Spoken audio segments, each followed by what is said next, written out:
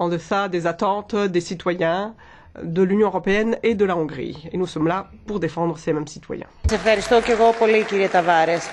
Oui, merci beaucoup, Monsieur Tavares. Nous passons au point suivant de l'ordre du jour. Il s'agit de la déclaration du Conseil et de la Commission à propos de la situation à Chypre. Avant que de donner la parole à Madame le ministre Creighton, qui est ici au nom du Conseil, je demanderai à tout un chacun de bien vouloir respecter les temps qui sont prévus parce que nous allons avoir les votes à 11h30 déjà. Dès que le débat sera clos. Je demanderai donc à Madame Creighton d'intervenir au nom du Conseil. Merci beaucoup, Madame le Président. Mesdames et Messieurs, l'accord du programme d'ajustement macroéconomique pour Chypre a fait l'objet de beaucoup d'attention et d'efforts au cours de ces dernières semaines. Il me semble important d'entrée de jeu de rappeler que je suis ici en tant que représentante du Conseil. Et je suis heureuse d'être ici en tant que représentante du Conseil pour discuter de cette question. Mais le débat à propos de Chypre n'a pas été mené uniquement sous la houlette de la présidence européenne, mais sous la houlette de l'Eurogroupe. Et étant donné que je ne m'exprime pas en nom de l'Eurogroupe, je suis quelque peu limitée quant à la contribution que je peux verser à cet important débat. Il n'y a pas tellement de désaccords. La situation que connaît Chypre est regrettable et les conséquences humaines pour le peuple chypriote sont un des éléments les plus regrettables. Il est important de souligner et également de prendre en compte que la situation chypriote était et demeure exceptionnelle. Une conjugaison de différents facteurs, les risques, la situation du secteur bancaire et tous ces éléments ont fait que le pays a été particulièrement vulnérable par rapport aux turbulences financières. Lorsque les deux principales banques ont été en difficulté, le coût de leur recapitalisation était tel que Chypre n'a pas eu d'autre choix que de se tourner vers les autres États membres de l'Union européenne. Pour résoudre une situation exceptionnelle, des mesures spécifiques par pays, donc un programme d'ajustement macroéconomique, a fait l'accord des autorités chypriotes, de la Troïka et ensuite par l'Eurogroupe. Je n'ai pas l'intention d'entrer dans les détails quant à ces mesures, mais les éléments de ce programme prévoyaient la restructuration du secteur bancaire et la suppression du cadre de blanchiment d'argent, une réforme budgétaire et la restructuration du secteur bancaire. Ce programme prévoyait que l'on conférerait un montant de 10 milliards d'euros pour restructurer le secteur sous réserve d'une contribution du FMI. Il y a eu donc accord entre les institutions de la Troïka et des autorités chypres sur les différentes dispositions qui soulignent ce programme d'ajustement macroéconomique. Il fallait également qu'il y ait l'approbation du programme d'ajustement européen pour lancer ce programme. Et ce que l'on envisage maintenant, c'est un accord définitif par le Conseil des gouverneurs au mois d'avril et que le premier déboursement sera prévu début mai.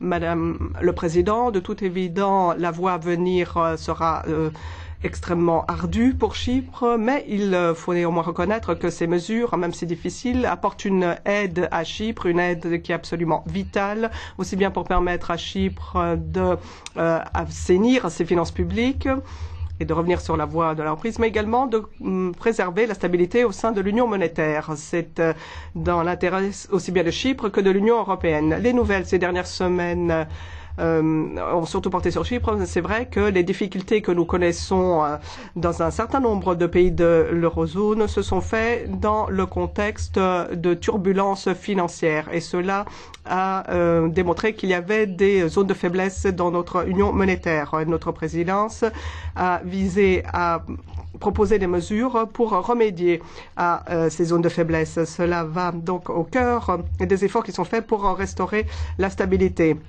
Cela a signifié que l'on a revu la question de l'union bancaire, qu'il a fallu reconnaître le rôle central et l'engagement constructif du Parlement européen.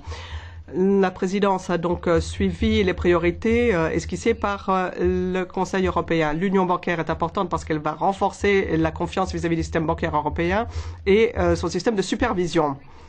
Il a fallu supprimer le lien entre la finance et les banques et revoir les marchés financiers. Des progrès ont été accomplis sur la question du système financier et des propositions ont été faites, notamment le mécanisme unique de supervision a fait l'objet d'un accord. Cet accord a été obtenu lors du conseil informel de Dublin de la semaine dernière. Les ministres se sont engagés à parachever rapidement l'ensemble des éléments pour rétablir cette union bancaire et cela va être maintenu comme priorité dans les semaines et les mois à venir. La question de la supervision permettra également aux mécanismes de stabilité de revoir la capitalisation directe des banques. Les éléments de ce paquet union bancaire les différentes propositions dont l'examen a été accéléré par la présidence irlandaise pour respecter la date butoir du mois de juin prévue par le Conseil pour son accord avec le Parlement européen. Le redressement bancaire, la résolution va paver la voie à un mécanisme unique de supervision dont les détails seront publiés incessamment sous peu par la Commission. Je vous remercie. Minister Creighton, and on behalf of the European... Merci beaucoup, Madame Creighton. Pour la Commission européenne, je donne la parole au vice-président Rehn. Madame le Président, Mesdames et Messieurs les députés,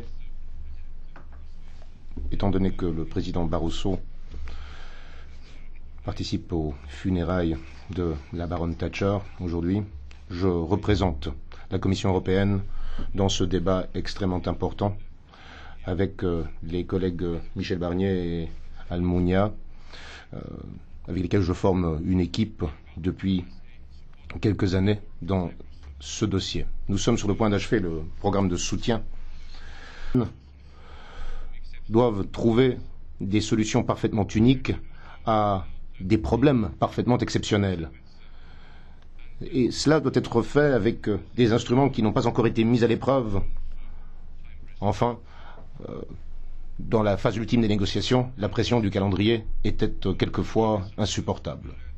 Cela étant, il y a au moins deux enseignements clés que nous pouvons tirer de ce processus difficile.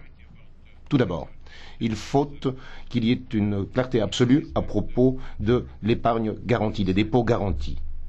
À cet égard, l'Eurogroupe et Chypre ont très rapidement corrigé le tir et ont souligné que les dépôts garantis étaient effectivement sûrs en Europe. Deuxième leçon. Les développements à Chypre démontrent la nécessité d'une union bancaire à côté d'une union économique et monétaire. Nous avons besoin d'un mécanisme de supervision unique qui fonctionne avec un manuel, un rulebook unique et efficace. Ce n'est qu'à ce prix que l'on peut éviter un secteur bancaire non durable comme celui de Chypre. Et nous devons veiller également à ce que, même si la supervision échoue, il y ait un mécanisme de résolution unique qui nous donne des instruments permettant de résoudre les problèmes que rencontrent les banques en temps utile et de façon efficace. Toutefois, ces instruments ne sont pas encore en place. Et dans le cadre du processus dans lequel nous sommes engagés, nous devons travailler avec des instruments un peu plus obtus, moins efficaces. Les problèmes de Chypre se sont accumulés au fil des années. Au cœur de la problématique, il y avait un secteur bancaire démesuré qui attirait des dépôts étrangers, des investissements étrangers à des conditions très très favorables. Cet influx de capitaux a également entraîné une explosion immobilière et un certain nombre de déséquilibres structurels. En fait, la profondeur du problème bancaire découle des problèmes de gestion, d'absence de contrôle. Les banques chypriotes ayant pu se développer et se concentrer et s'exposer ainsi au risque. À vrai dire, ce sont ces problèmes bancaires qui ont fini par poser des problèmes à Chypre en termes de déclin économique et de dette souveraine. Ce n'est pas dans l'autre sens que les choses ont évolué, au contraire. En novembre 2011, la Commission européenne a communiqué aux autorités chypriotes qu'un système d'aide financière, qu'un programme d'aide financière serait inévitable à moins que le gouvernement s'attaque immédiatement aux problèmes économiques graves. En fin de compte, Chypre a demandé l'aide financière à l'Union européenne, mais ce n'était qu'en juin 2012, après 6 mois de négociations sur des réformes structurelles et des mesures budgétaires, un certain nombre de décisions ont été mises en place, y compris des mesures visant à lutter contre le blanchiment d'argent. Tout cela a été adopté par le Parlement chypriote avant la fin de l'année 2012. Monsieur le Président, Mesdames et Messieurs les députés, tout au long de ce processus de négociation d'un programme de soutien pour Chypre, l'objectif de la Commission était triple. Tout d'abord, veiller à ce que Chypre puisse retrouver la voie d'une croissance durable. Ensuite, préserver la stabilité financière de Chypre et de la zone euro tout entière. Troisièmement, protéger l'intégrité de l'euro et du marché unique. Le scénario privilégié par la Commission européenne était de veiller à la durabilité de la dette tout en restructurant le secteur financier chypriote. Mais les États membres de la zone euro étaient prêts à accorder un soutien à concurrence de 10 milliards d'euros alors que les besoins financiers avaient été évalués à 17 milliards d'euros. Voilà qui limitait considérablement les options à notre disposition. Au fur et à mesure que le temps s'écoulait, le scénario d'une adaptation économique plus brutale n'était malheureusement plus à écarter. L'état des banques s'est dégradé très rapidement. Il s'est avéré très rapidement que la deuxième banque chypriote, Laiki, présentait un problème auquel il fallait s'attaquer immédiatement, et le risque d'un effondrement total du système bancaire avec une fuite de l'épargne et une faillite de l'instance souveraine était une perspective réelle. Voilà qui eût été une véritable catastrophe pour Chypre et les Chypriotes. Sans la loi sur la résolution bancaire, sans la mise en place d'un programme, pendant tout cela, les banques chypriotes sont restées fermées et les congés ont été prolongés. Des contrôles ont été également mis en place pour éviter la fuite des capitaux. En tant que gardienne des traités, la Commission contrôle de très près l'introduction de ces contrôles des capitaux dans l'île. Les restrictions temporaires étaient tout à fait justifiées vu les circonstances exceptionnelles, mais elles représentent une limite très très grave à la libre circulation des capitaux. C'est pour cette raison que la Commission européenne veillera à ce que ces mesures ne soient pas en place plus longtemps que nécessaire, que strictement nécessaire.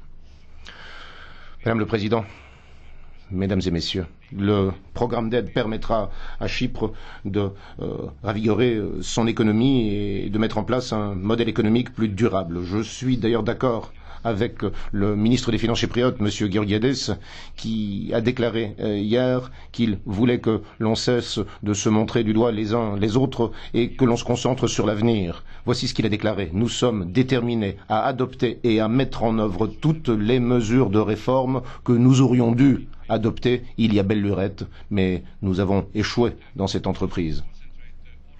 Effectivement, nous devons maintenant concentrer tous nos efforts pour permettre l'émergence de nouvelles activités économiques et pour pallier les conséquences économiques du choc, les conséquences sociales du choc économique. À cet effet, la Commission a décidé au mois de mars de mettre en place un groupe de soutien à Chypre, censé aider le pays dans la mise en œuvre du programme d'ajustement. Nous sommes également en train de mobiliser toutes nos ressources pour apporter une assistance technique au pays. Et le groupe de soutien pourra compter sur l'expertise de tous les services de la Commission européenne. La priorité immédiate du groupe est d'identifier les ressources pertinentes nécessaires dans les fonds structurels. La Commission est aux côtés du peuple chypriote en cette épreuve difficile. Nous nous engageons à aider Chypre à surmonter ces difficultés économiques et cette période extrêmement difficile. J'espère pouvoir compter sur le soutien du Parlement européen lorsqu'il s'agit de mobiliser toutes les ressources nécessaires pour venir en aide à Chypre, et cela le plus rapidement et le plus efficacement possible. Madame le Président, chers collègues, C'est avec impatience que je souhaite avoir un dialogue constructif avec vous dans cette affaire. Merci beaucoup. Nous entendons maintenant les orateurs au nom des groupes politiques. D'abord, Monsieur Jean-Paul Gauzès, au nom du PPE. Vous avez 4 minutes. Merci, Madame la Présidente. Madame la Présidente du Conseil, Monsieur le Président de la Commission, Monsieur le Commissaire, la situation de Chypre est catastrophique. Chypre est aujourd'hui au bord de la faillite et le peuple chypriote souffre. Un accord européen sur les grandes lignes d'un programme d'ajustement économique a été trouvé, vous venez de le rappeler. Il reste à le mettre en œuvre, ce qui est loin d'être simple. Chacun doit être conscient que ses conséquences pour le peuple chypriote seront importantes. Sans revenir sur l'ensemble des causes de la situation à Chypre, je voudrais insister sur 2 d'entre elles. En premier lieu, l'insuffisance manifeste de la vigilance des institutions européennes. Il n'y a eu aucune intervention efficace pour prévenir ou limiter les risques prévisibles d'une économie déséquilibrée par l'excroissance de l'activité financière. Ce secteur est à l'évidence surdimensionné, 120 milliards d'euros d'actifs par rapport à l'économie de l'île, puisqu'il représente 7 fois son PIB. Il n'y a eu non plus aucune intervention efficace pour contrer les décisions du gouvernement chypriote d'alors, qui aboutissaient à dissimuler la réalité et à se soustraire à tout contrôle en recherchant en Russie les soutiens financiers. Or, ces soutiens avaient pour conséquence d'augmenter les risques au-delà du raisonnable. En second lieu, un comportement particulièrement risqué des banques chypriotes qui ont commis de graves erreurs. Elles ont par exemple acheté plusieurs centaines de millions de dettes grecques à un moment où tous les détenteurs les revendaient à la hâte. À ce stade, nous devons sans complaisance tirer les leçons de cette crise. À défaut de plus de solidarité et de transferts institutionnalisés, l'Union européenne ne peut tolérer des spécialisations économiques qui mettent gravement en péril la situation du pays considéré. Deuxième leçon, l'intervention de l'Union européenne doit se faire dans la transparence, mais aussi avec la volonté d'expliquer et de faire comprendre ses décisions à l'ensemble des citoyens. Or, à cet égard, le comportement collectif des ministres des Finances a été à l'origine d'un fiasco catastrophique. Je ne mets pas en cause le fond, mais la méthode de communication. Les citoyens ont perçu le premier plan comme un hold-up qui pouvait les frapper tous dans l'Europe entière. Alors comment ensuite être crédible? L'annonce faite par l'Eurogroupe du plan de sauvetage chypriote s'est faite dans de très mauvaises conditions que l'urgence n'excuse pas. Cela a contribué à jeter le discrédit sur l'Europe, la politique économique européenne et le système de résolution des crises bancaires auquel s'attache le commissaire Barnier. L'Union européenne ne peut plus tolérer une disproportion manifeste entre le poids d'un pays et la prépondérance d'un secteur économique quasi unique. C'est un facteur considérable de risque. La crise chypriote, après d'autres, nous montre qu'une économie qui comporte un secteur bancaire hypertrophié n'est pas viable sur le long terme. Il faut mettre en œuvre des mesures empêchant les États de se spécialiser dans un seul secteur d'activité, à défaut d'un transfert comme cela se passe dans un État national. À cet effet, le plan d'aide européen impose à Chypre de réduire son secteur bancaire hypertrophié, c'est une bonne chose. Par ailleurs, des réformes structurelles sont nécessaires pour construire les fondations solides de l'économie et retrouver une croissance durable sur le long terme. Il est également nécessaire de mettre en place le plus rapidement possible l'union bancaire et le mécanisme de surveillance unique.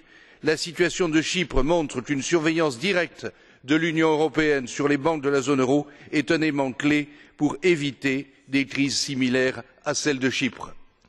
L'Union doit également régler en son sein la difficile question des réglementations fiscales qui s'écartent d'une raisonnable moyenne et qui créent des paradis fiscaux.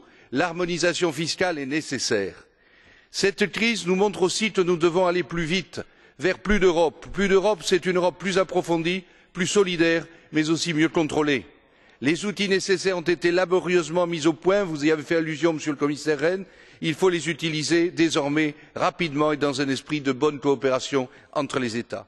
Notre devoir aujourd'hui est d'abord de rétablir la confiance du peuple chypriote grâce à une Europe solidaire.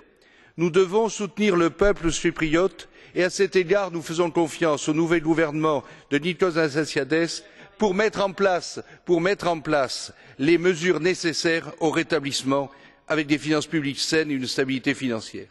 À cet effet, les règles d'utilisation des fonds européens doivent être assouplies pour que ces fonds soient rapidement efficaces. Et bien évidemment, Monsieur le Commissaire, Monsieur le Vice-président, nous nous associons à la volonté de la Commission d'utiliser tous les moyens possibles pour trouver, dans le cadre juridique actuel, les mesures et ressources qui pourraient être accordées à Chypre, notamment dans le budget qui est à l'étude. Merci.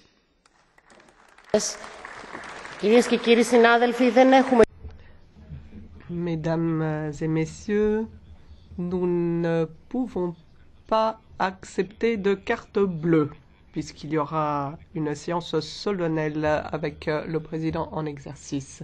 Donc je demanderai maintenant à M. Svoboda d'intervenir. Merci, Madame la Présidente. Monsieur le Vice-président de la Commission, vous avez dit que des erreurs avaient été commises, des erreurs graves qui n'auraient jamais dû être commises. Je ne connais pas votre rôle, ce sont des rumeurs, et ça vous montre bien l'absence de transparence, mais vous n'auriez jamais dû accepter cette attaque sur les dépôts de moins de 100 000 euros. C'est tout à fait inacceptable. Cela a mis à mal la confiance que l'on peut avoir dans l'Union européenne. Il faut donc complètement chambouler nos politiques et nos méthodes. Le vice-président, monsieur le vice-président, on l'a dit hier, très souvent nous ne sommes pas d'accord avec votre politique. Mais vous avez été démocratiquement élu, vous êtes responsable devant le Parlement et pas la Troïka. Nous n'avons pas besoin de la Troïka, elle est tout à fait inutile. Monsieur le vice-président, connaissez-vous le comportement très brutal de la Troïka? Comment est-ce qu'il a traité le président élu de Chypre? Posez-lui la question. Ils ont été fort grossiers à l'égard des représentants élus et à l'égard des citoyens chypriotes. C'est tout à fait inadmissible. Mettez un terme à la Troïka. Vous êtes responsable, vous avez été légitimement, légalement élu et les citoyens veulent en parler avec vous. Nous n'avons pas besoin du FMI. Madame Lagarde dit quelque chose, les représentants élus disent autre chose. Vous devez bien sûr coordonner et concilier tout cela avec la PCE. Mais ce dont nous avons besoin, c'est d'un représentant élu, d'une coordination. Mais il faut être prêt pour le dialogue. Je dois vous le dire, Monsieur Schäuble de la BCE font des observations qui nous font penser au colonialisme. C'est tout à fait inacceptable. Monsieur Schäuble devrait faire en sorte que l'on ait une union bancaire véritable, qu'il y ait un mécanisme unique. Il nous dit qu'il faudrait peut-être changer la Constitution. Alors qu'il est clair qu'il n'y a pas de volonté, peut-être avant, peut-être après les élections, mais c'est tout à fait inadmissible. Ce qu'il nous faut, c'est une union bancaire véritable. Chypre a tout un potentiel, une bonne population, des gens qui visent l'innovation, qui veulent la diversification de leur économie véritablement. Ils retireront des recettes de l'exploitation pétrolière et gazière. Donnez-leur la possibilité de se rabattre sur d'autres formes d'économie. Ils ont besoin d'une union bancaire, d'une diversification. Mais nous sommes là pour les aider et pas pour les dominer. Thank you very much, President Svoboda. The President of... Merci, Monsieur Svoboda. Pour le président du groupe ALDE, Monsieur Verhofstadt. Je pense que tout un chacun reconnaît que la façon dont nous avons traité la crise chypriote était une catastrophe. Et c'est peut-être un peu juste que l'on adresse ces reproches à vous, Monsieur Rehn. Ce devrait être l'Eurogroupe qui soit assis à votre place et qui reçoit notre avis quant à la façon dont on a traité le dossier chypriote. En effet, cela donnait l'impression que l'Europe était défaillante. Mais en fait, ce qui était défaillante, c'est un mauvais système intergouvernemental que nous avons aujourd'hui avec 17 ministres des Finances qui doivent traiter au cas par cas. Un jour c'est Chypre, avant cela c'est c'était l'Irlande, ensuite le Portugal, demain peut-être l'Espagne et l'Italie. Alors comment cela fonctionne? Eh bien nous le savons, ils attendent la dernière minute, ça c'est la première règle. Deuxièmement, ils se réunissent à la fin de la semaine en général, donc au début du week-end, sous la pression des marchés financiers du lundi, et ensuite ils prennent des décisions au cas par cas, sous pression, en s'imaginant qu'ils ont enfin résolu le problème.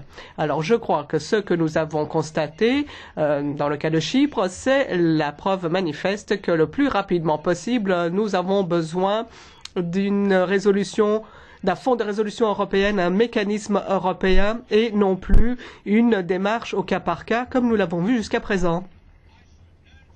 Et donc je vous demande instamment, Monsieur Rehn, faites cette proposition le plus rapidement possible. Je sais que Monsieur Barroso nous a dit qu'il devrait y avoir une proposition avant le mois de juin. Donc un fonds de résolution européen, ce doit être les banques qui doivent le payer en fonction de leurs risques.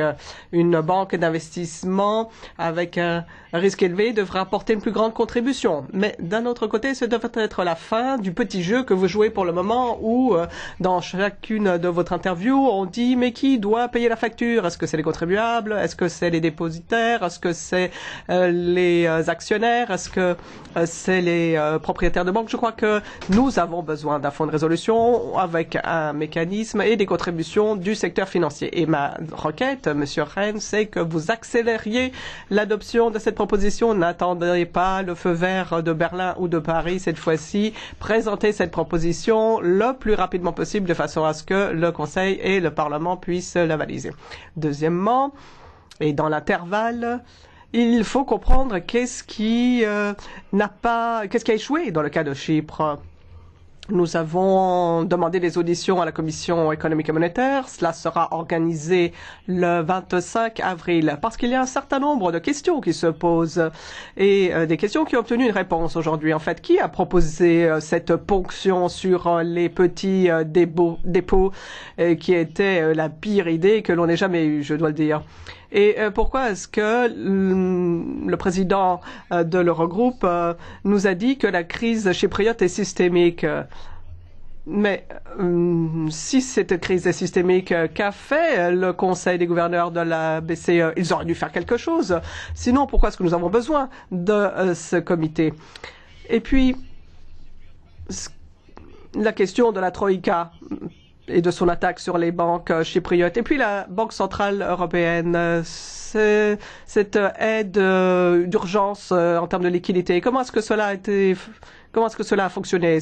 On y a eu recours il y a 18 mois, Monsieur Rehn. Alors nous avons besoin de ces réponses. Il faut créer la transparence et nous devons savoir ce qui a mal tourné. Il faut tirer les enseignements, c'est indispensable. Et s'il n'y a pas de réponse suffisante, eh bien, lors des auditions à la commission Econ, mon groupe va demander à ce que l'on mette sur pied une commission d'enquête parlementaire pour mettre toute la lumière et trouver les réponses à cette question et à d'autres. Merci. Merci beaucoup, Monsieur Verhofstadt. Monsieur Cohn-Bendit. Je ne vais pas répéter et je soutiens vraiment ce qu'ont dit mes prédécesseurs sur le management de la crise. Mais seulement il y a quelques questions qui restent en suspens. 18 mois. Depuis 18 mois, on sait que la crise chypriote arrive et qu'elle sera de plus en plus dure. 18 mois. Et pendant ces 18 mois, combien d'argent a pu repartir de Chypre pour ne pas être repris au dernier moment? Au dernier moment, maintenant, on a pris des décisions, mais je suis sûr que les intelligents qui allaient à Chypre pour ne pas payer d'impôts, depuis longtemps, ils sont repartis. Qu'en est-il des banques étrangères, des filiales des banques étrangères à Chypre? Qu'est-ce qu'ils ont fait? Parce qu'il y a les banques chypriotes et puis il y a les filiales des banques étrangères qui organisent l'évasion fiscale, non pas seulement à Chypre, mais sur la planète. Qu'en est-il? On a un nouveau modèle en Europe. Après le too big to fail, c'est too small to bail. Voilà un peu où on en est arrivé. Et que, effectivement, et Monsieur Rehn, arrêtons de dire maintenant a sustainable economic perspective. Alors, si vous voulez parler, c'est de ça que je veux parler, il y a, je ne suis pas la seule, il n'y a jamais qu'une, il y a une perspective pour Chypre. Mais alors, il faut que l'Europe se mobilise. La perspective pour Chypre, c'est l'unification de l'île, Ça, c'est un projet économique et c'est donc de donner la possibilité à des investisseurs de l'économie la plus dynamique dans la région. C'est quoi? C'est la Turquie. La Turquie n'investira ou des Turcs, des entrepreneurs turcs n'investiront à Chypre que s'il y a l'unification. Donc, un modèle économique passe par l'unification de l'île, première chose, et donc l'unification intégrée dans l'Union européenne. Deuxièmement, ça a été dit tout à l'heure, ça nous plaît ou ça nous plaît pas en tant qu'écologiste, la perspective première économique pour Chypre, c'est évidemment le gaz et le pétrole. Donc, qui et comment on essaye, on les aide parce que c'est une perspective. Donc vous avez le tourisme et le gaz et le pétrole, ce sont là deux moments difficiles parce que contradictoires. Vous avez la nécessité de l'unification de l'île, vous avez la nécessité d'arriver à un moment où justement parce que nos négociations avec la Turquie avancent, les Turcs se sentent donc de nouveau aspirés par l'Europe et donc ont un intérêt beaucoup plus que les Russes, beaucoup plus que les Russes à investir à Chypre. Donc tout ce développement, c'est pour dire une chose. Tous ici, nous devons comprendre que la perspective de Chypre est une perspective qui nous oblige à revoir aussi nos rapports avec la Turquie. Ce n'est plus un problème idéologique, c'est un problème de perspective d'une toute une partie de l'Europe. C'est valable pour l'économie de Chypre, c'est valable pour l'économie grecque. C'est valable pour l'économie grecque. L'économie grecque ne repartira que s'il est intégré dans un développement économique de la région là-bas. Et quelle est la région, quelle est la force économique qui peut aider ce départ? C'est la Turquie. Donc vous voyez que nous devons ici ensemble aller beaucoup plus loin que de discuter simplement une chose nécessaire qui est un nouveau modèle de gestion des banques. Je vous remercie. Merci, Monsieur Cohn-Bendit. Monsieur Zahradil, vice-président de l'OCR.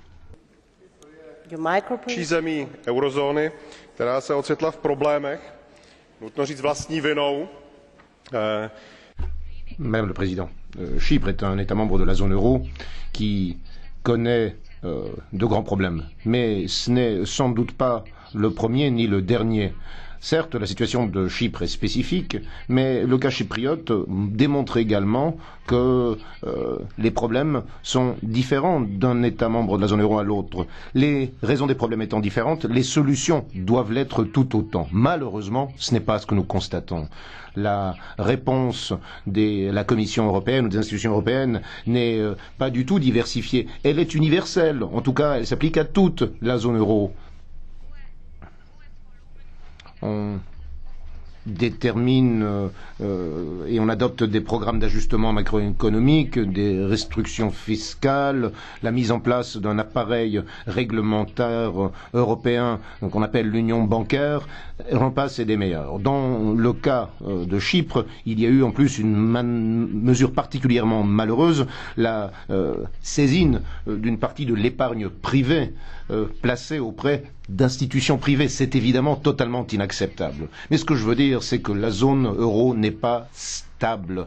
Les éléments d'instabilité sont ancrés dans cette zone euro. Et régulièrement, cela apparaît à la lumière de l'une ou l'autre crise. La crise chypriote est une crise structurelle de l'ensemble du processus d'intégration européen et la solution n'est certainement pas de pousser cette intégration plus avant. Toujours plus de pays sont impliqués. Certes, on peut déterminer le bail-out de banques chypriotes parce que l'État chypriote est un petit État, mais que se passera-t-il lorsque ce seront des États plus grands qui rencontreront des problèmes? Que se passera-t-il avec l'Espagne, avec l'Italie? Que ferons-nous à ce moment-là? Où irons-nous trouver l'argent? La zone euro ne dispose pas de ressources financières illimitées. Enfin, il y a un autre élément qui est extrêmement inquiétant. Chypre sert de prétexte à une attaque contre l'autonomie fiscale des États membres de l'Union européenne. Au nom d'une intégration plus poussée de l'Union européenne, les droits des États membres à déterminer leur propre politique fiscale sont foulés aux pieds. C'est totalement inacceptable. La concurrence fiscale se situe au cœur du marché unique, c'est cela qui garantit la croissance et la compétitivité de l'Europe. Monsieur Farage. Il y a 25 ans, Madame Thatcher a vu la vérité du projet européen. Il s'agissait de retirer la démocratie des nations-États devant des gens qui n'étaient pas responsables. Maintenant, elle s'est rendue compte que l'euro ne fonctionnerait pas. Elle s'est rendue compte que ce serait dangereux. Nous, dans l'Union, nous avons essayé de faire pareil. J'ai essayé de prévoir ce qui serait la prochaine étape de cette catastrophe qu'est l'Europe. Mais même quand j'étais très pessimiste, Monsieur Rem, je ne pouvais pas m'imaginer que vous et la Troïka alliez devenir de véritables délinquants. Vous alliez venir voler sur les carnets de dépôt des citoyens européens. Vous avez même été dans la poche des petits investisseurs, enfreignant ainsi les promesses que vous aviez faites en 2008. On l'a vu avec le président. On a vu par exemple que l'Espagne, chaque année, le déficit est de 45%. Vous voyez ce que vous voulez faire des autres opérations de sauvetage. Le message que vous envoyez aux investisseurs est très clair. Surtout, retirez votre argent de la zone euro avant qu'ils s'attaquent à vous. Ce que vous avez fait à Chypre, c'est franchement le glas qui sonne pour l'euro et personne n'aurait suffisamment de confiance en vous pour laisser son argent. C'est paradoxal. Dimitri Medvedev a dit « Je ne peux comparer cette initiative qu'à certaines décisions qui ont été prises par les autorités soviétiques. Voyez où nous en sommes. Vous avez une nouvelle proposition allemande qui nous dit que ce qu'il faut, c'est confisquer certaines parties de la propriété des gens dans les États du bassin méditerranéen. Finalement, c'est un nouveau communisme, votre euro. C'est un pouvoir sans aucune limite.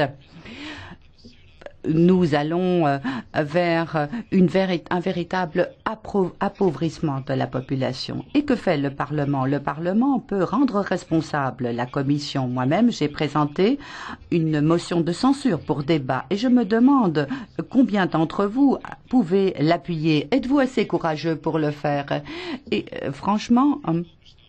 Frits Bolkestein, c'est le nouveau Thatcher. Il l'a dit au Parlement, c'est un ancien commissaire, il n'est plus représenté.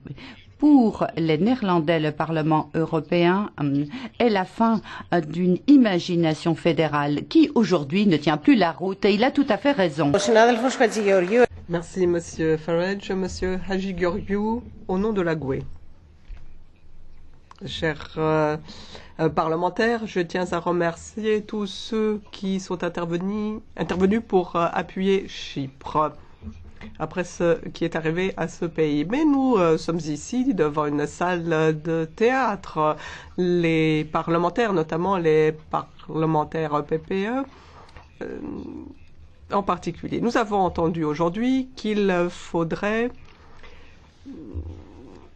mettre en commun la dette européenne. Mais qu'ont décidé en fait les chefs de gouvernement et l'Eurogroupe lorsqu'ils ont décidé de prélever dans les comptes bancaires chypriotes? Ils ont fait exactement le contraire. Donc inutile d'adopter des mesures si après on fait exactement le contraire. Alors, avec tout le respect que j'ai pour la Commission, eux aussi, ils sont en train de réciter un texte. Ils n'écoutent pas ce que disent les représentants des citoyens.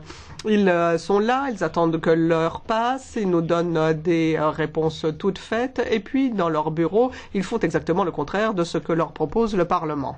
Chers collègues, les citoyens européens ont subi des ponctions de leurs comptes bancaires sans contrepartie. Chypre, dès qu'elle se remettra, va examiner la possibilité de quitter l'eurozone, de quitter l'Europe, quelles que soient les conséquences, parce que c'est un dernier sursaut de dignité, parce que lorsque Chypre a été en difficulté, il n'y a pas eu de solidarité. La solidarité, ça a été la loi de la jungle, en fait. C'était chacun pour soi. Et est-ce que l'eurozone aurait fait la même chose avec un grand pays? Est-ce que vous auriez agi de façon similaire vis-à-vis de l'Italie ou de l'Espagne? Est-ce qu'il y aurait eu les mêmes mesures pour l'Allemagne?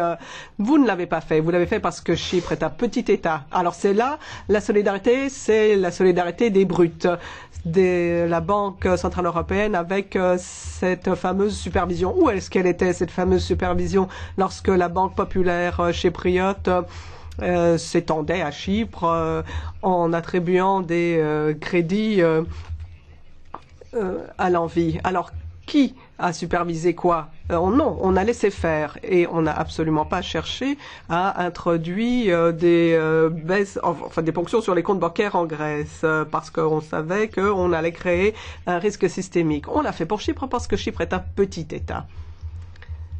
Et jusqu'à la fin 2011, Chypre avait une dette publique qui était en dessous de la moyenne de l'eurozone. 75% du PIB chypriote et 80% du PIB en moyenne en Europe. Ce qui signifie que Chypre n'allait pas si mal que cela. C'est une poignée de bancaires qui ont causé les problèmes par manque de supervision de la Banque centrale européenne. Merci. Monsieur Stassen, pour les non-inscrits. Merci beaucoup, Madame le Président. La crise chypriote démontre pour la énième fois que l'euro ne fonctionne pas. L'euro est une horreur.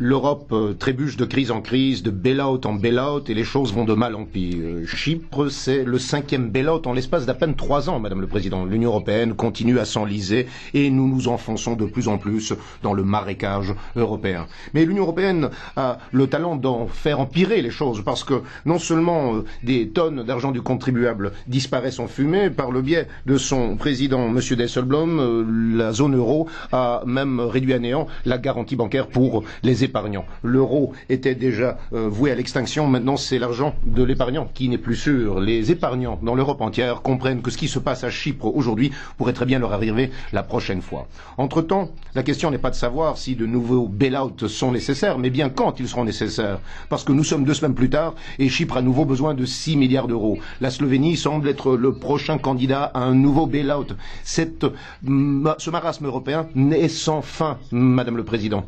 La crise totale de l'Union européenne est à nos portes. Hier, le FMI fait état des prévisions de croissance de l'économie mondiale. 3,3% de croissance. Fort bien, mais pas pour la zone euro. Pour la zone euro, le FMI ne prévoit pas de croissance, mais bien une récession. Madame le Président, il en est terminé de la zone euro. La crise de la zone euro ne pourra être résolue que si les dirigeants européens reconnaissent que l'euro est à la base du problème. Lorsqu'un État a des problèmes, il doit pouvoir dévaluer sa propre monnaie. C'est la seule solution pour Chypre. Le bail-out n'est que de l'argent jeté par les fenêtres. Les Pays-Bas ne doivent plus payer 1 centime. Et, Madame le Président, un conseil, sauvez l'euro des bras de l'Union européenne. Je vais passer la parole aux autres orateurs. Respectez votre ordre de parole. Je vais d'abord passer la parole à Madame Théocorous pour 2 minutes. Merci, Madame la Présidente, Monsieur le Commissaire. La situation financière à Chypre est tout à fait désastreuse. La population est très mécontente de l'Union européenne. La solidarité communautaire n'a pas fonctionné. Finalement, Chypre se tourne vers le Parlement européen. Il faut donc maintenir l'état de droit, les valeurs et les principes sur lesquels repose l'Union européenne. La démocratie chypriote a toujours connu des problèmes. Ça a commencé en 1974 avec l'invasion 1974. Je rappelle qu'elle a perdu 55% de sa ligne côtière, 40 et quelques pourcents de son territoire. 40% de la population est devenue réfugiée et a vécu dans des camps. Vous n'avez pas vu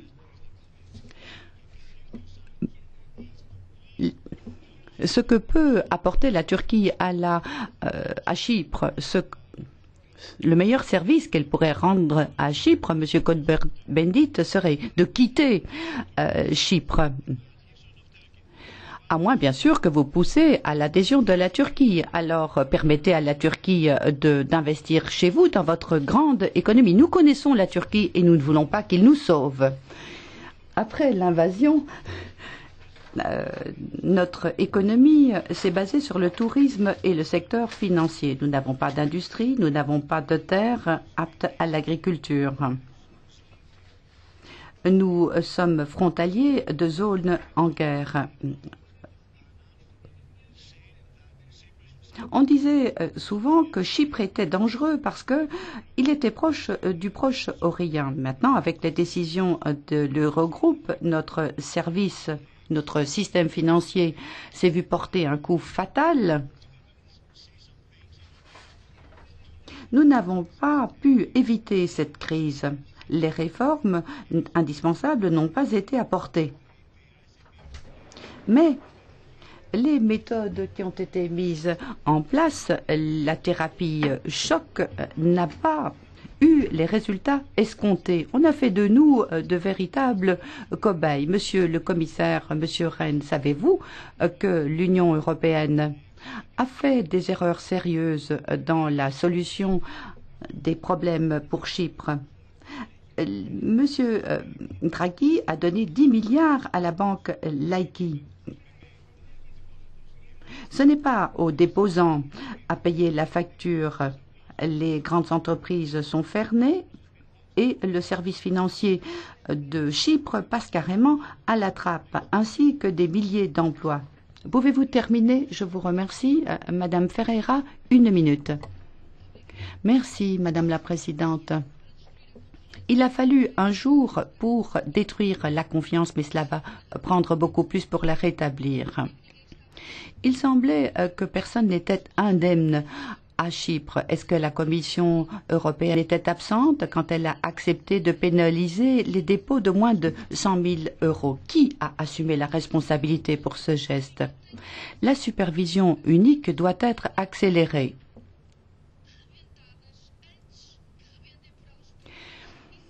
Il faut rétablir la bonne santé des banques. À la place de cela, il faut travailler sur les dépôts, pas simplement les garanties, mais aussi sur les dépôts en deçà de 100 000 euros. Ça ne peut pas être les déposants ni le contribuable à payer la facture. Il faut que l'on ait une législation européenne sur les banques qui doit être accélérée, mais il faut aussi que les banques apportent leurs propres solutions.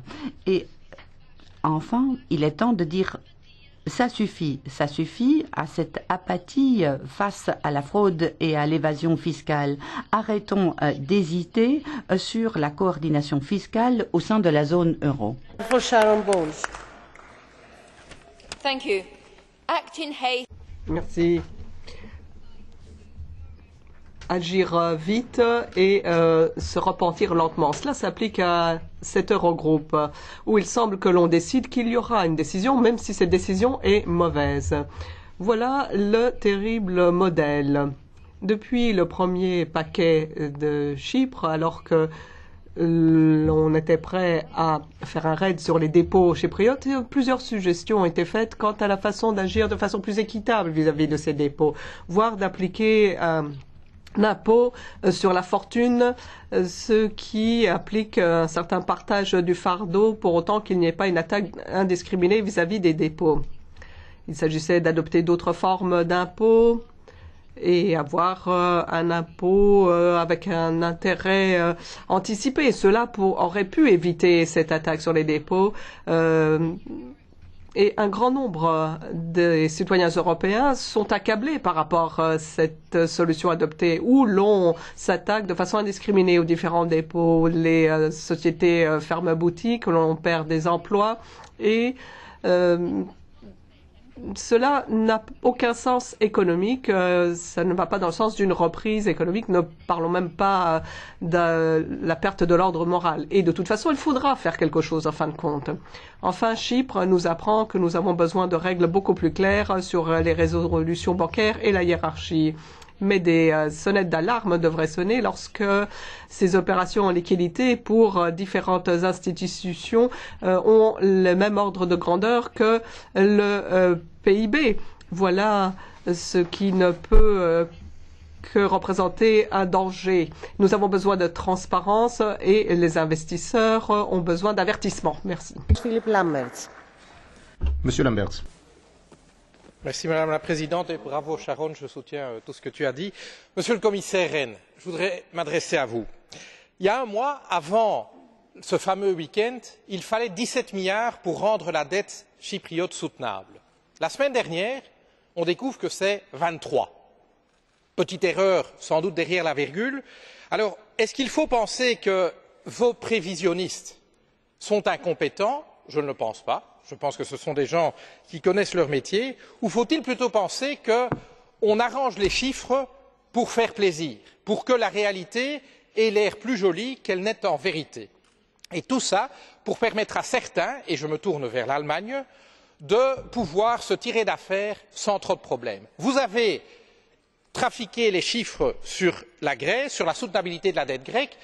Prévision après prévision, la DG ECFIN s'est trompée ou a fait semblant de se tromper sur la prévision grecque. Et donc ce que je vous dis, c'est que votre responsabilité n'est pas d'embellir la situation pour permettre à l'Allemagne de se tirer d'affaire, elle est de dire à tout le monde ce qu'est la réalité. Et après, que les politiques prennent leurs responsabilités. Je vous remercie. Merci beaucoup. Vous savez que je suis particulièrement rigoureux quand il en va du respect des horaires, d'autant plus que nous avons déjà pris un peu de retard. Je vous demande de m'aider. Monsieur Epping. Merci, Monsieur le Président. Je dirais tout d'abord que je préfère un bail-in à un bail-out.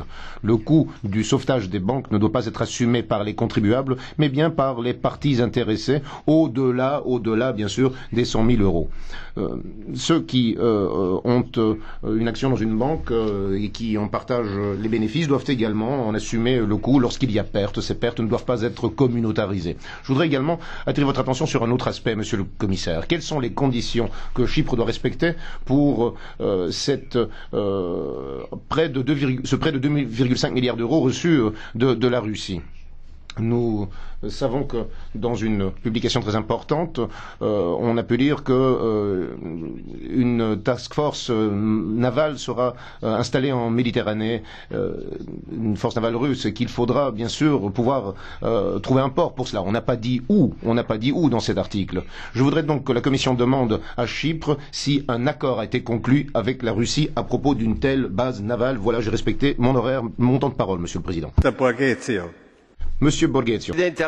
Merci, Monsieur le Président. À la conférence de presse du 4 avril, le président Draghi a été très ennuyé à propos de la question sur la confiscation des comptes à Chypre. Est-ce que cela représenterait un modèle pour toute l'eurozone?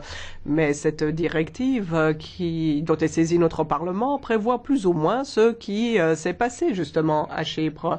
Et Monsieur Draghi, et ce n'est pas un hasard, a demandé au Parlement et au Conseil de l'adopter et de la lancer dès 2014. En fait, cette directive prévoit que lorsque l'on va menacer la stabilité des systèmes par l'effacement de la dette, eh bien cette dette devra être honorée. Eh bien, ce qui va se passer, c'est ce qui s'est passé à Chypre. Donc, si nous voulons être sérieux, il faudra voir si ces formes d'expropriation peuvent être faites par la superbureaucratie financière qui nous gouverne, et ce, sans créer trop de problèmes graves. Et ce précédent, que je qualifierais de scandaleux, eh bien, nous prépare en fait une union, c'est-à-dire une banque centrale qui sera là pour éviter la faillite. Et nous sommes contre. Merci. Le collègue Triantafilides. Monsieur le Président, le secteur bancaire chypriote est le principal moteur de croissance et de création d'emplois. Maintenant, il a été amputé de 50% de sa valeur.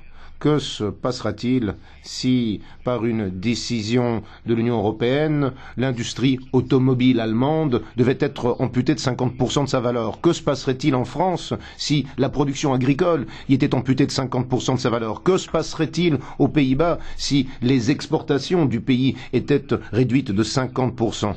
Malheureusement, à Chypre, les choses sont simples.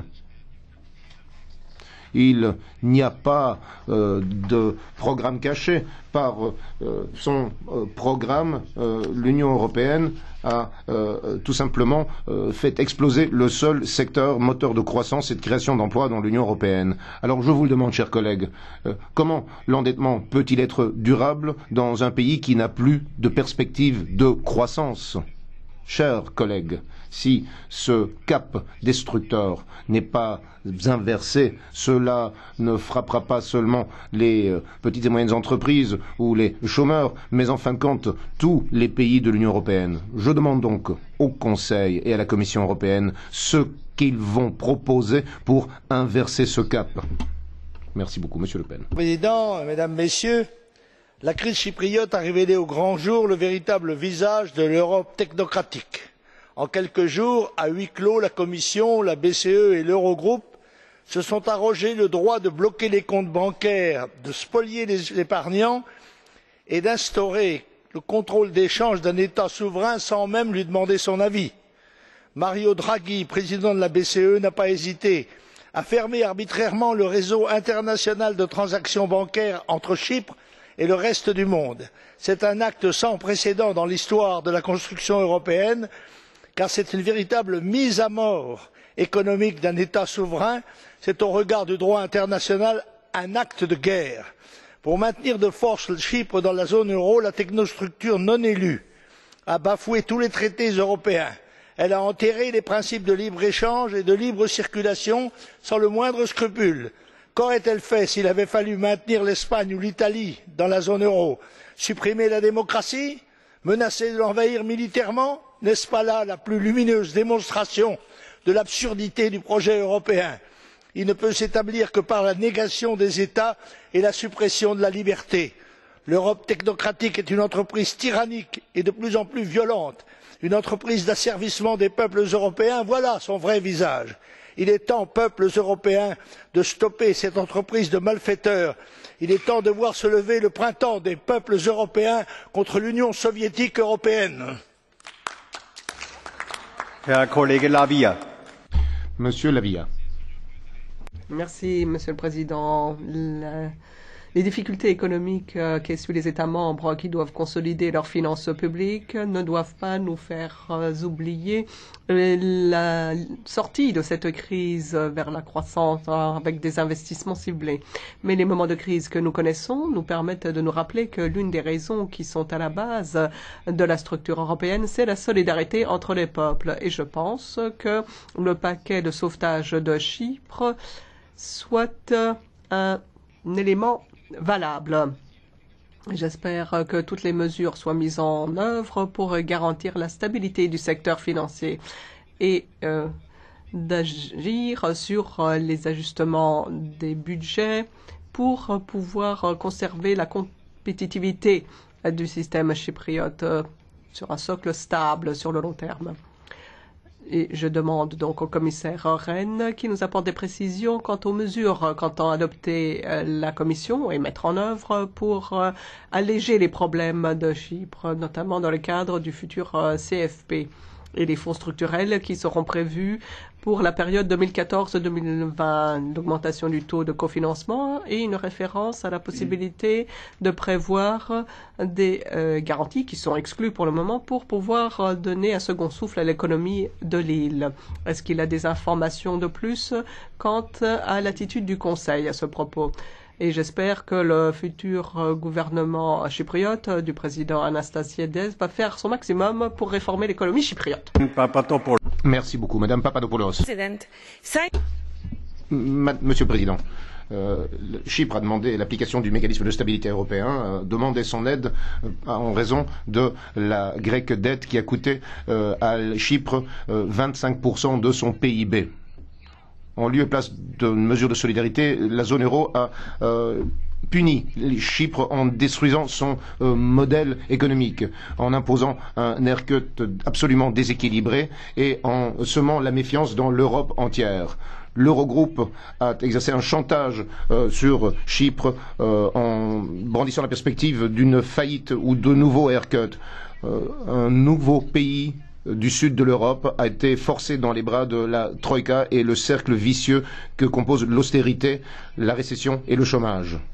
Une fois que le Parlement européen est exclu, le Troïka, qui n'a aucune légitimité démocratique, est appelé à la rescousse et détruit l'économie chypriote plutôt que la sauver. C'est totalement ironique. Je proteste contre les accusations injustes faites à l'égard de Chypre et je demande à la Commission européenne, à l'ECB, à la BCE de révoquer les décisions prises et de rétablir la croissance et l'emploi, cesser de tuer l'espoir et cesser de mettre en œuvre ces politiques néfastes. Madame Grossetête. Merci beaucoup, Monsieur le Président. Chypre, la petite Suisse de la Méditerranée, s'effondre, elle qui devait sa prospérité à ses banques. Chypre, moins peuplée que la ville de Marseille, mais avec un secteur bancaire démesuré. Les responsabilités sont multiples et graves. Les autorités chypriotes qui, dans le passé, ont été peu regardantes sur le comportement risqué des banques. Bon courage au nouveau pouvoir en place. L'Eurogroupe ensuite, révélant d'ailleurs l'incompétence de M. Dijsselbloem. La taxation des épargnants les plus modestes ne pouvait pas être la solution, remettant en cause la confiance des épargnants avec le risque pour Bruxelles de créer un dangereux précédent inquiétant tous les peuples européens. Le peuple chypriote souffre, il souffre depuis longtemps pour les raisons que l'on connaît. Pourtant, Chypre a des perspectives économiques prometteuses. Mais oui, elle souffre de l'incapacité à résoudre sa partition. Mais veut-on vraiment résoudre le problème chypriote? La partie grecque de l'île, privée après 1974 de son agriculture et de son industrie, a dû développer son économie sur la finance et les banques. Alors nous sommes tous très responsables, y compris notre Parlement, qui préfère jouer la paralysie pour ne rien résoudre et ne pas répondre à l'attente du peuple chypriote. Pour sortir de la crise, l'île devra trouver un nouveau relais de croissance, mais surtout la spoliation d'épargnants innocents ne lui permettra jamais de sortir la tête haute de cette crise. Je vous remercie, chers collègues. Madame Geber a la parole. Il y a quelques années, si on nous avait dit que l'Europe résoudrait la crise de façon non transparente et non démocratique, on ne nous aurait pas cru. C'est la réalité aujourd'hui et l'Eurogroupe décide de façon arbitraire de la future architecture de l'Union européenne sans être comptable ou responsable devant les citoyens. Il y a un effet domino qui a touché aussi la Slovénie. On se demande à présent quel sera le pays suivant.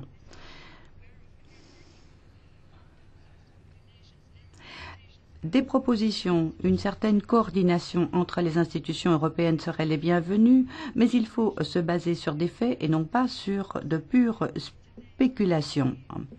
Les chiffres macroéconomiques montrent pour la Slovénie que le chômage ne cessera d'augmenter.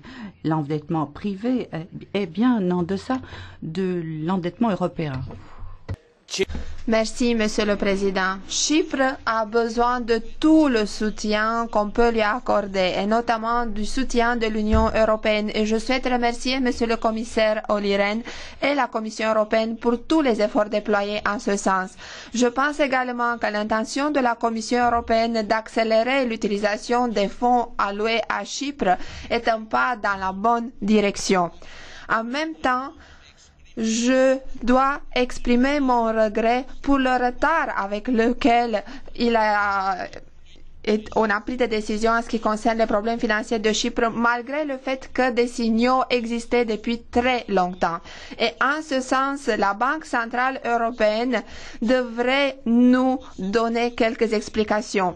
Je profite de cette opportunité pour demander à la Commission européenne de déployer tous les efforts possibles pour que tous les États membres acceptent au moins l'échange automatique d'informations concernant les dépôts étrangers dans les banques qui se trouvent sur le territoire des États membres.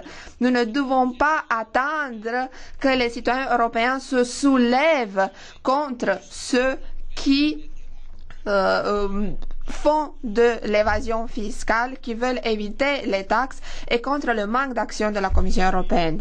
Madame Toia. Merci, Monsieur le Président. Les dégâts provoqués vis-à-vis de la crédibilité européenne dans le cadre de la mauvaise gestion de la crise chypriote, ces dégâts sont très lourds.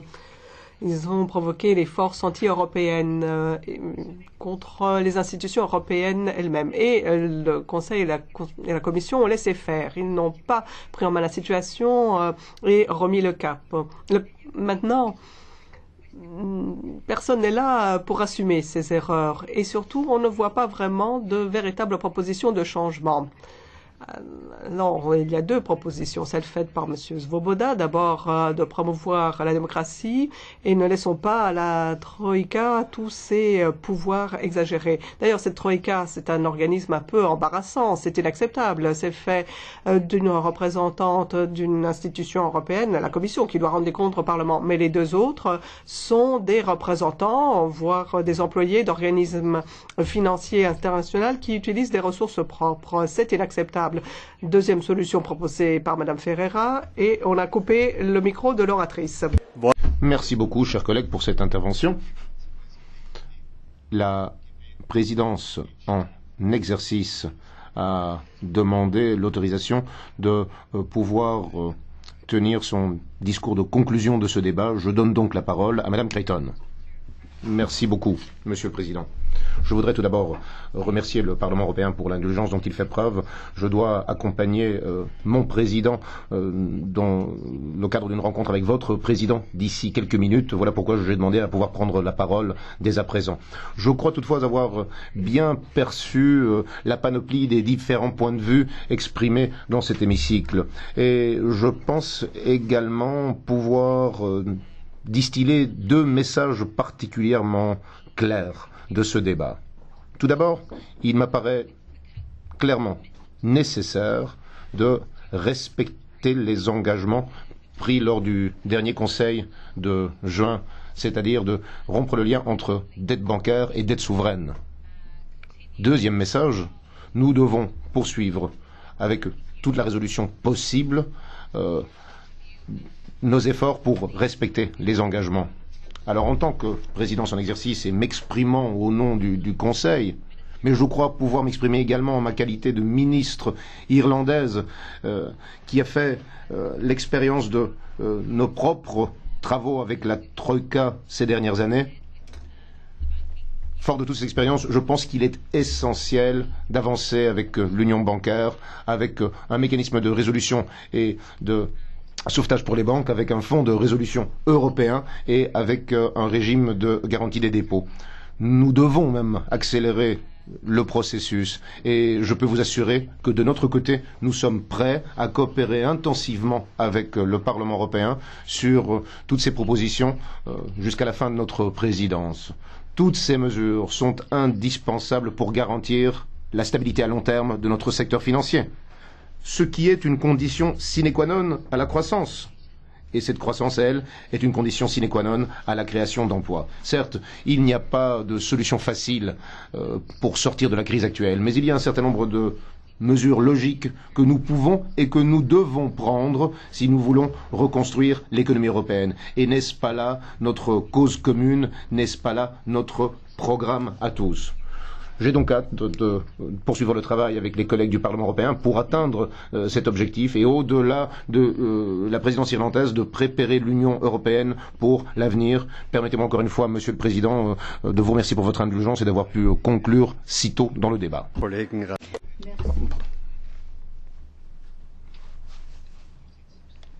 Merci, Monsieur le Président. Je voulais juste souligner que pour la crise de la zone euro et pour la crise bancaire, les solutions ne sont pas simples. L'Eurogroupe et les différents gouvernements de l'Union européenne et leurs institutions doivent affiner leurs critères. Ceci dit, pour moi, ce qui se fait à Chypre, c'est un recul et une erreur monumentale. Alors, au lieu de progresser dans l'étude de solutions qui nous permettrait de faciliter une solution, nous accusons une régression avec des effets sur Chypre, mais aussi sur tous les autres pays. Ça va se répercuter sur les pays en voie d'adaptation ou d'ajustement. C'était d'ailleurs ce que je voulais dire au Conseil européen, à la Commission et à l'Eurogroupe. Il faut absolument que nous apportions une solution européenne aux problèmes des pays en voie d'adaptation. Sans solution globale, il n'y aura pas de solution à ce problème. Je vous remercie, Monsieur Rangel. À présent, nous allons passer la parole à Monsieur Lopez Aguilar. Merci, Monsieur le Président. Chypre, c'est un petit pays. Son sauvetage est limité, mais l'impact de cet épisode est dur pour l'Union européenne. Au pire moment, c'est une catastrophe sans remède. D'abord, on donne l'impression que l'on bloque les départs. Ensuite, on rectifie le tir. On a l'impression qu'il y a réflexion mais précipitation. La politique de communication est tout à fait catastrophique.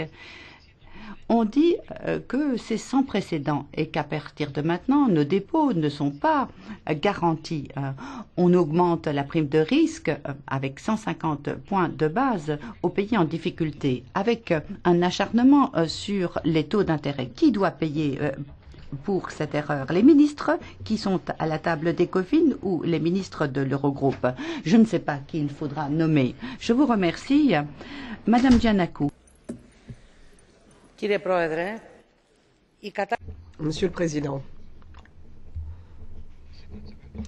la situation de l'Union européenne est bien connue désormais, aussi bien du côté de la Commission, du Conseil que du Parlement européen. La solution choisie pour Chypre, c'est un essai qui a créé le doute à propos de la sécurité des dépôts chez tout un chacun. Et il a suscité les soupçons. Les soupçons parce que si ceci devait se faire dans un pays plus important, on aurait peut-être choisi une autre solution. Par conséquent, la solution choisie pour Chypre a été pas seulement une erreur, ça a été une catastrophe. Le gouvernement chypriote a été obligé de l'accepter, mais elle s'est retrouvée pénalisée puisque dès qu'il a été élu, il a finalement hypothéqué l'avenir de l'île. Alors, il faut maintenant aborder cette crise de façon globale, parce que c'est une crise globale, ou alors on laisse tomber. Donc, soit nous adoptons des décisions et nous les appliquons, ou alors nous laissons tomber. La situation de Chypre a exacerbé le débat sur la légitimité des décisions de la Troïka, mais elle nous a imposé un constat terrible, celui de son inefficacité. Ces trois institutions, BCE, FMI et Commission, impliquées dans le sauvetage des pays en difficulté, peuvent-elles imposer de telles mesures d'austérité? Peuvent-elles proposer des actions qui pèsent tellement sur les citoyens qu'elles renforcent l'injustice sociale? Dans le cas de Chypre, en refusant dans un premier temps d'exclure les petits épargnants du dispositif, c'est un raisonnement exclusivement économique qui a été validé, laissant de côté tout principe de solidarité. Le modèle économique chypriote n'était pas soutenable, mais la restructuration initialement proposée, sans l'aval du Parlement, ne pouvait qu'aboutir à l'asphyxie de la population. Aujourd'hui, la grande question, c'est la croissance et l'emploi pour la population chypriote et pour l'Union européenne, la lutte pour la disparition des paradis fiscaux et la justice fiscale. C'est là que nous jouerons notre crédibilité et notre légitimité. Merci. Frau Kollegin Podimata. Madame Podimata. Merci beaucoup, Monsieur le Président. deux problèmes se posent s'agissant des décisions prises par l'Eurogroupe dans le dossier chypriote. Tout d'abord, le problème du contrôle démocratique et de la transparence. Beaucoup d'orateurs ont déjà évoqué cet aspect-là du dossier. Le deuxième problème est un problème sur lequel j'attire votre attention, Monsieur Rehn, Monsieur Barnier. Je vous avais déjà envoyé une lettre à ce propos il y a quelques jours. Il s'agit des dangers qui émane de cette approche au cas par cas presque expérimentale du bail-in. Bon, il est logique que le secteur privé participe au coût de sauvetage des banques, mais le bail-in, et non, contrairement au bail-out, doit être vraiment l'instrument du dernier recours et ne peut être appliqué que dans le cadre d'une approche beaucoup plus cohérente. Si l'on applique cela de façon forfaitaire, je crois que les problèmes posés sont beaucoup plus importants que ceux que l'on prétend résoudre. Je voudrais donc vous demander, Monsieur le Vice-président Rehn, ce que vous avez l'intention de faire pour lutter contre l'incertitude accrue, le climat d'incertitude accru qui règne dans les pays connaissant des problèmes et qui ont besoin de confiance dans le secteur financier. Merci beaucoup. Nous abordons maintenant la partie Catch the Eye de notre débat. Vu le peu de temps qui nous reste, je ne donnerai la parole qu'à 4 personnes. Je demande aux autres de faire preuve de compréhension et je leur prie de m'excuser. La parole est à Monsieur Bitsilides.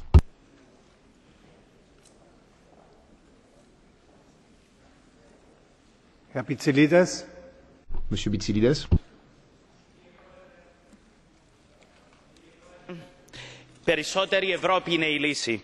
Μια ολοκληρωμένη και Merci, Monsieur le Président. Une solution intégrée pour résoudre le problème de Chypre, c'est une Europe de la solidarité, pas de la concurrence. Face à cette crise économique qui touche Chypre, mais pas seulement, nous avons ces possibilités à Chypre.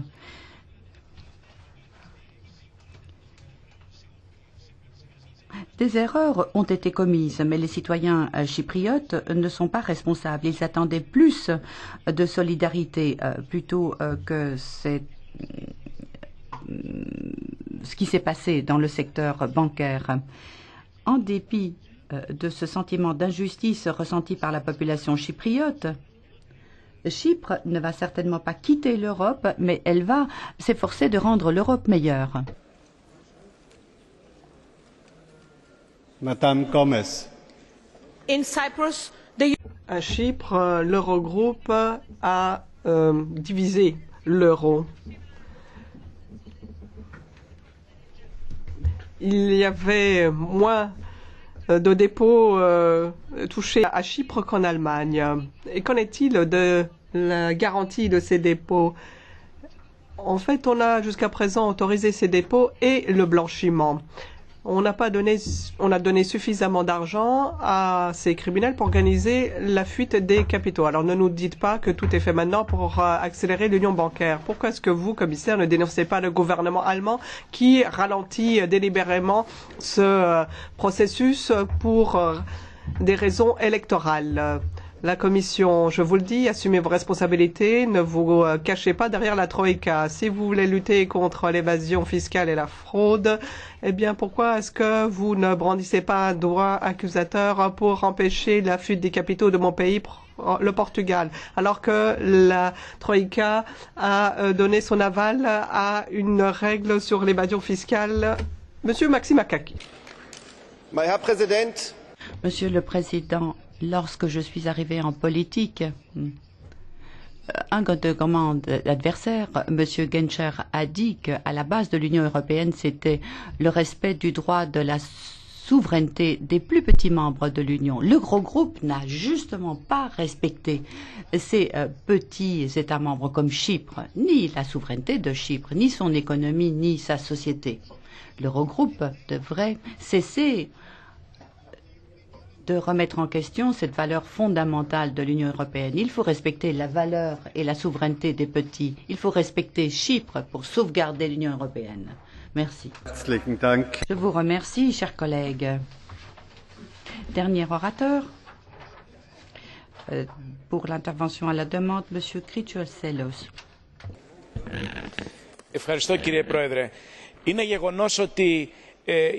Merci, Monsieur le Président. Effectivement, il y a des responsabilités du côté du secteur bancaire chypriote, mais il n'en reste pas moins que les décisions ont été prises au cas par cas, sans planification, ce qui amène à des changements adoptés du jour au lendemain. Des bouleversements dans une société, ce n'est pas une bonne politique. Des démarches ont été prises par le gouvernement chypriote et par l'Eurogroupe. Et avec la solidarité européenne, avec une imposition juste, des mesures auraient pu être prises. Les solutions bancaires à long terme auraient dû être adoptées pour éviter l'évasion et la fraude fiscale. La société chypriote a besoin de la solidarité européenne, des capitaux européens, avec des plans qui ont des objectifs à long terme. Et nous attendons ces plans à Chypre. Nous avons 2 comités à Chypre qui doivent se réunir pour essayer d'éviter la division de l'île. Merci beaucoup. La Commission sera maintenant représentée par les commissaires Olli Rehn et Michel Barnier qui vont se partager en toute fraternité le temps de parole. Monsieur le commissaire Olli Rehn.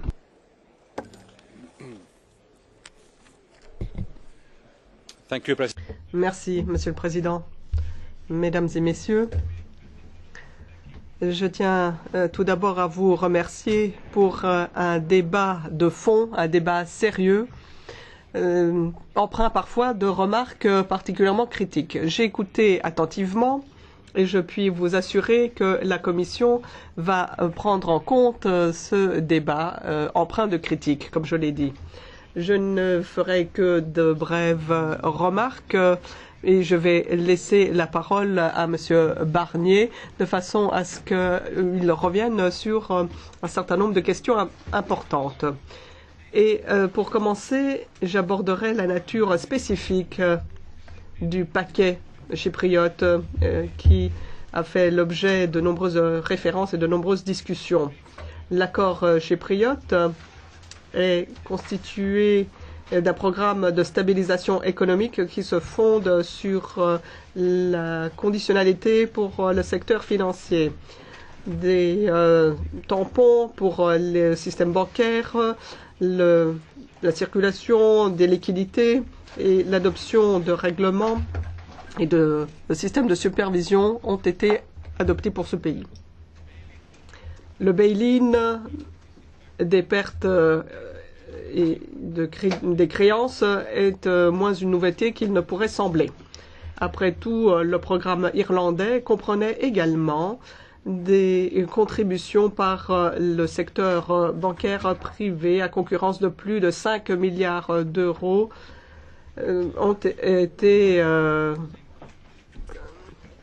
ont fait l'objet de mesures de décote en Irlande. Dans le même temps, le secteur financier bancaire public a contribué à concurrence de 10 milliards d'euros.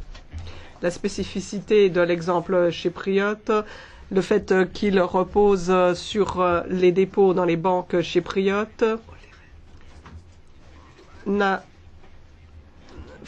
a fait que ce secteur bancaire n'a pu fournir qu'une partie des fonds nécessaires.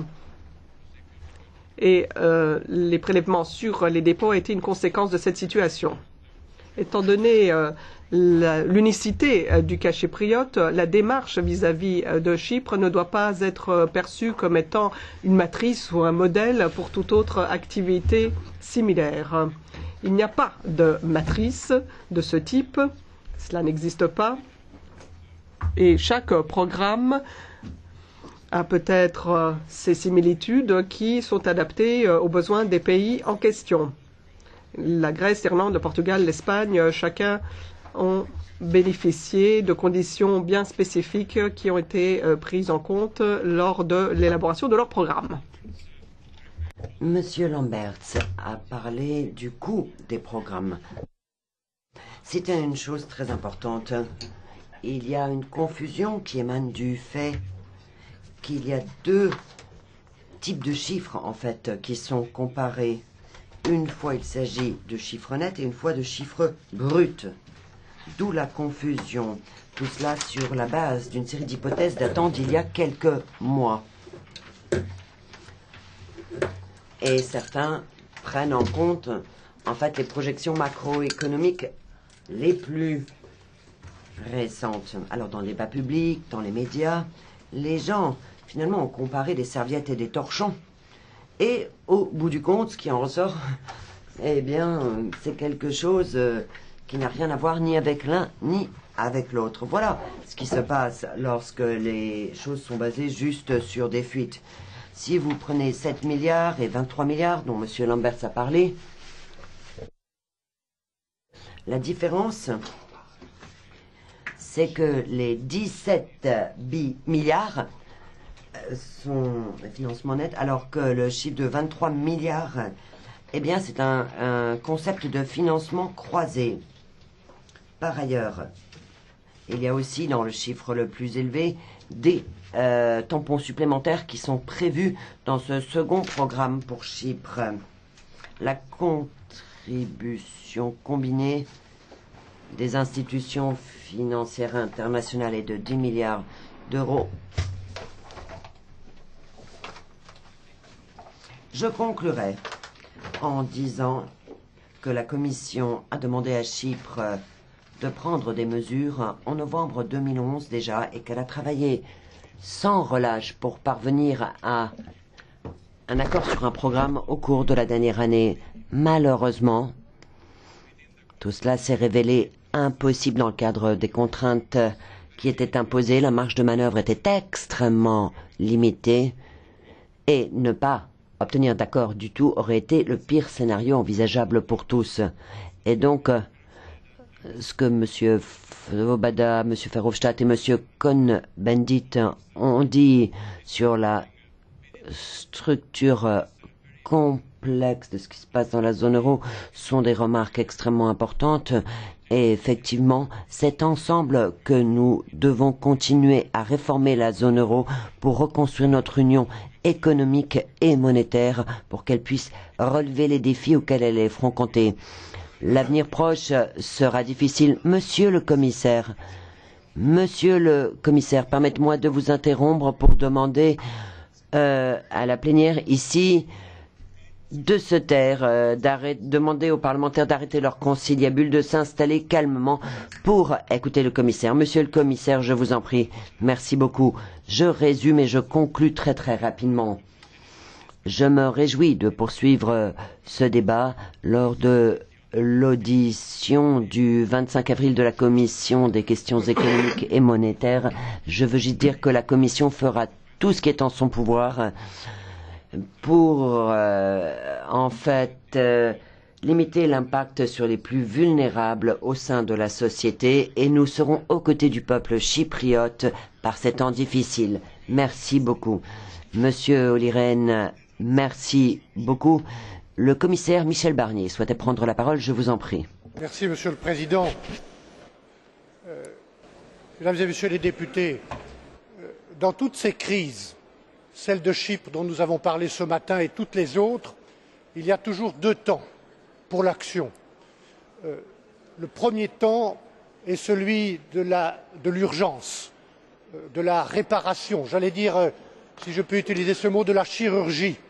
Et nous savons à Bruxelles, soyez-en assurés, les efforts qui sont demandés dans ce temps-là au peuple européen.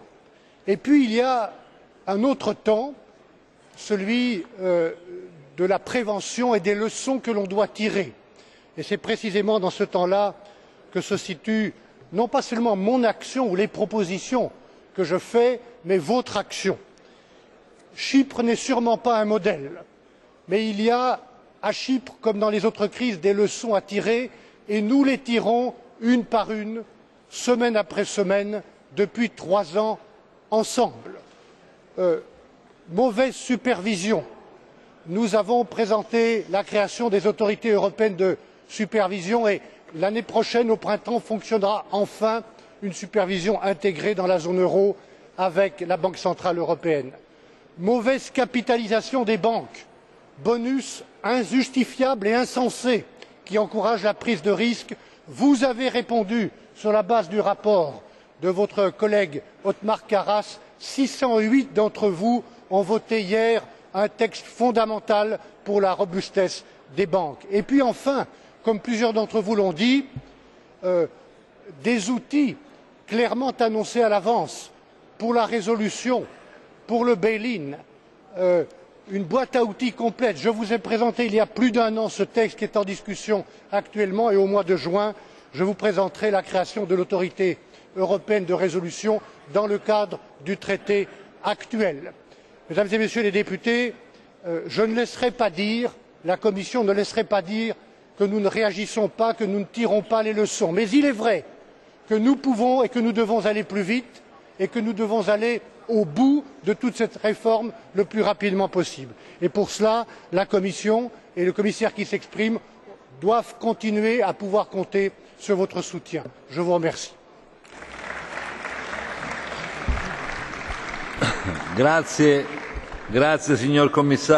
Merci, Monsieur le Commissaire Barnier.